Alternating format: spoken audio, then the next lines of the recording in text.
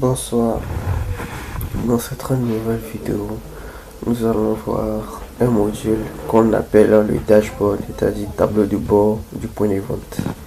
Ce tableau de bord nous permet d'avoir une vue d'ensemble sur nos ventes ainsi que nos achats que nous effectuons sur une période donnée. Voilà. Donc bien évidemment, avant de passer sur le dashboard du point de vente, nous allons voir comment voir et analyser les ventes qui ont été effectuées à partir du module point de vente avant d'arriver sur le dashboard. Bien évidemment, le dashboard est plus complexe et plus complet, mais aussi ce serait important de voir aussi le montant vendu au niveau du point de vente. Voilà. Donc on va venir dans point de vente. Lorsque vous arrivez dans point de vente, vous venez dans commande. Dans commande, vous partez sur paiement. Paiement, lorsque vous allez arriver sur paiement, vous allez avoir par défaut le montant vendu par chaque mode de paiement. Donc pour voir le montant vendu en fonction d'une date ou en fonction de l'année, vous enlevez ce filtre par défaut. S'il y en a, vous enlevez le filtre par défaut. Ensuite, vous cliquez sur ce petit triangle là, le filtre. Vous cliquez sur groupe personnalisé et vous choisissez date. Une fois choisi date, vous revenez encore sur date et vous faites les filtres par année et par mois. Si vous voulez voir le montant vendu par jour, il vous suffit juste de cliquer sur jour. Par trimestre aussi, vous pouvez cliquer sur trimestre. Une fois fait, vous allez voir juste à côté ici, ils vont prédéfinir les années à laquelle les ventes ont été effectuées. Donc là, dans ma base de données, c'est seulement que l'année 2026 avec une vente de 48 000 francs CFA. Donc si je déroule cette partie, vous allez voir que j'aurai tous les mois qui vont s'afficher ici. Bien évidemment, comme je l'ai dit, c'est seulement qu'en avril, j'ai effectué une vente au niveau du point de vente. Donc il me met qu'en avril, j'ai seulement vendu que 48 000 francs CFA. Donc voici comment voir la vente effectuée dans le module point de vente.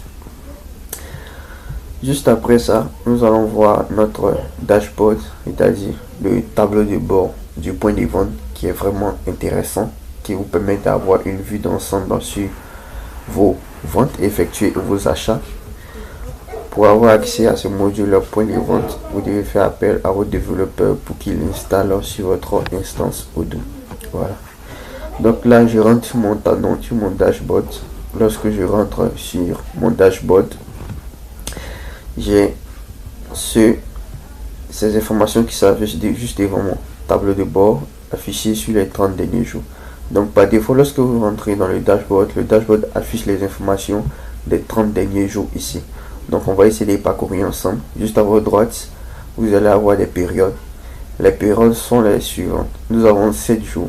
Si vous cliquez sur 7 jours, cela nous permet d'avoir le montant ou soit l'analyse des ventes pendant les 7 derniers jours. Si vous cliquez sur 30 jours, c'est pour avoir l'analyse des ventes sur les 30 derniers jours.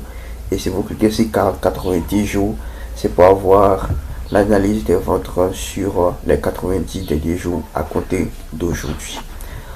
En temps, vous avez la possibilité aussi de personnaliser la période tout en indiquant une date de début, ensuite une date de fin. Voilà. Une fois que vous planifiez la date, automatiquement il y a le tableau de bord fait déjà s'actualise seul. Voilà. Donc là, si je mets par exemple le 12/3 mois 2026 au 31 par exemple, vous voyez que j'ai pas effectué de vente dans le mois de mars. Mais si je reviens jusqu'au 14, vous allez voir que j'ai effectué des ventes dans cet espace là.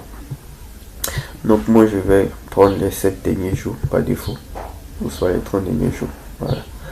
Donc juste en bas ici, vous allez avoir les éléments qui vont vous montrer le nombre de commandes qui ont été effectuées, c'est-à-dire le nombre de ventes qui ont été effectuées pendant la période que vous allez choisir, le montant que vous avez obtenu pendant la période, le total achat que vous avez effectué pendant cette période là. Donc à une même période donnée, vous pouvez avoir le montant que vous avez vendu ainsi que le montant des achats. Voilà. Et ici, vous allez avoir le coût moyen des achats. Voilà. Juste en bas ici, si vous essayez de faire une petite remarque, vous allez voir le pourcentage, c'est-à-dire la comparaison du mois actuel au mois passé. Donc si vous avez vendu plus, vous allez voir que ça serait 15%, dans le cas contraire ça serait en négatif. On va venir juste en bas là. Ici nous avons vente mensuelle année 2026 qui ne dépend pas de la période. Voilà, il était à préciser qu'il ne dépend pas de la période. Cette carte là va nous permettre d'avoir une vue d'ensemble sur les ventes effectuées par mois au cours d'une année. Donc nous voyons par exemple vente 2026. Vente 2026, il va nous afficher par mois, c'est-à-dire de janvier jusqu'à décembre, le graphique qui va nous permettre directement de voir le montant, c'est-à-dire, de voir directement à quel mois nous avons effectué plus de ventes. Donc là déjà, comment je regarde mon graphique, je vois qu'en janvier, février, mars, je n'ai rien vendu. Et en avril, là, je vois que j'ai vendu plus de 48 000 francs CFA dans le mois d'avril. Voilà. Le mois de mai est à venir, le mois de juin aussi est à venir pour l'instant. Voilà. Donc ici, vous aurez les graphiques qui vont vous montrer les montants vendus par mois, ce qui est vraiment intéressant. Donc on va descendre juste un peu en bas. Nous avons une partie flux financier mensuel. La partie flux financier mensuel va nous permettre de faire une comparaison entre ce qui a été vendu et ce qui a été acheté.